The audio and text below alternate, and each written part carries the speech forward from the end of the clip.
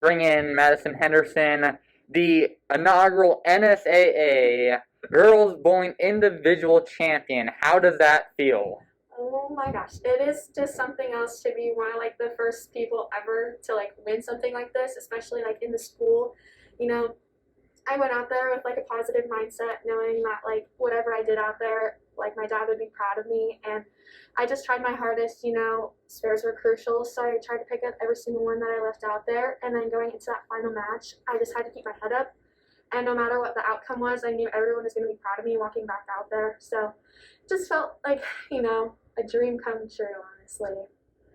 Coaches, what do you have to say about that performance? Well, from a coaching side of it, she has the talent. She's always had the talent, and to take that and for everything to come together at the right time was absolutely perfect. She had done very well. She really set a really good example for what can be done. I think it's going to really drive some of the kids in the upcoming year to see what can be done.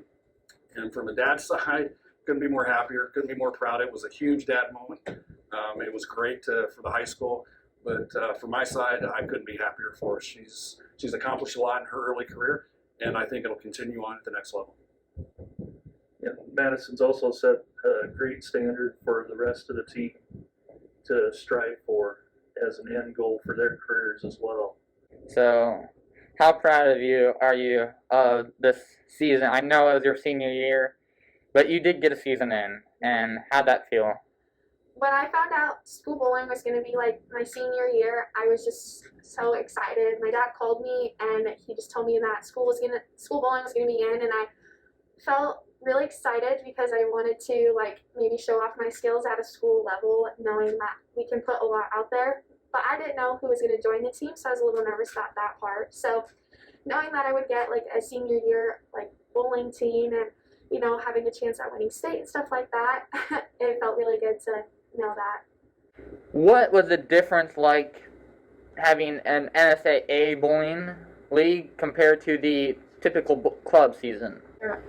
So in club, there's like a lot more bowlers out there, in the state and then out of state too. And with bowling being like such a new season, there was a lot less people in there, and like you had to gain people's interest in order for them to join.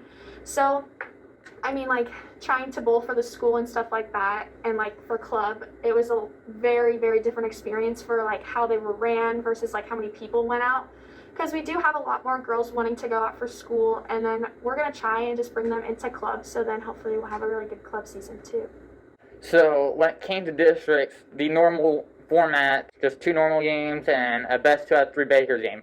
But when it came to districts, it was 3 full games and 5 Baker games. It took nearly the entire day. How rigorous was that on the teams? Oh, it was very exhausting. Our team definitely wasn't kind of prepared for it. It was a new experience for them because they were used to just going 2 games, but introducing 3 games into there was definitely something very new to them, and it was really tiring for all of us. I would definitely say all of that.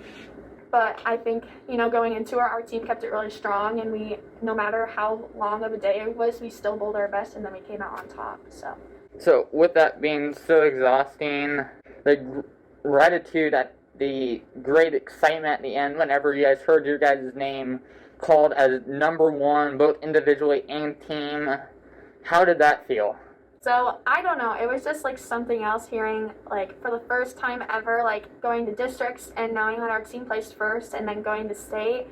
I just honestly, it felt so good just to be one of the first people out there to place first and get a team out there to go to state for the first time ever.